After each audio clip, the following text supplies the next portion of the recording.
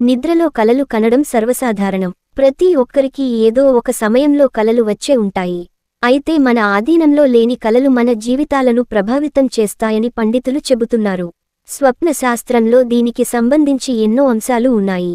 అయితే కలలో మనకు వచ్చే కలలు కొన్ని మనకు నచ్చినవి అయితే మరికొన్ని భయపెట్టేవి ఉంటాయి.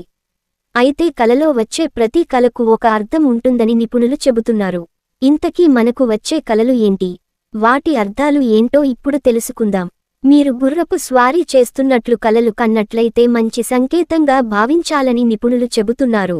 ఇది శాంతికి సంకేతమని స్వప్నశాస్త్రం చెబుతోంది. ఇక మీ ముఖాన్ని మీరు అద్దంలో చూసుకున్నట్లు కనిపించినా మంచికి అర్థం. కలలో దేవాలయాలు, విగ్రహాలు, భగవంతుని పూజించినట్లు కలలు వస్తే శుభసూచికమని నిపుణులు అంటున్నారు. త్వరలోనే మీ ఇంట్లో ఏదో శుభకార్యం జరగబోతోందని అర్థం చేసుకోవాలి. కలలో ముద్దు పెడుతున్నట్లు కనిపించినా, పెళ్లి కాని యువతి పురుషులను చూసినా మంచికి సంకేతంగా భావించాలి. ఇలా కనిపిస్తే మంచి జరగబోతోందని అర్థం చేసుకోవాలి. రాత్రి పడుకున్న సమయంలో కలలో గర్భిణీలు కనిపిస్తే చాలా మంచిదని నిపుణులు అంటున్నారు. త్వరలోనే మీకు ఐశ్వర్యం వరించబోతోందని అర్థం చేసుకోవాలి. ఏదో రూపంలో సంపద రాబోతోందని అర్థం. నక్షత్రాలు భూమిపైకి రాలుతున్నట్లు కల వస్తే చాలా మంచిదని నిపుణులు అంటున్నారు. ఇది మీకు భవిష్యత్తులో ఏదో అదృష్టం వరించబోతోందని అర్థం చేసుకోవాలని స్వప్నశాస్త్రంలో చెబుతున్నారు.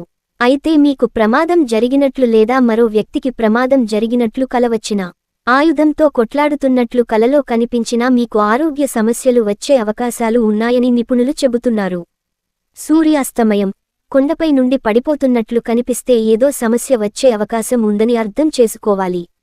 అనుకోని సమస్యలు వెంటాడబోతున్నాయని, జాగ్రత్త పడాల్సిన సమయమని అర్థం చేసుకోవాలి.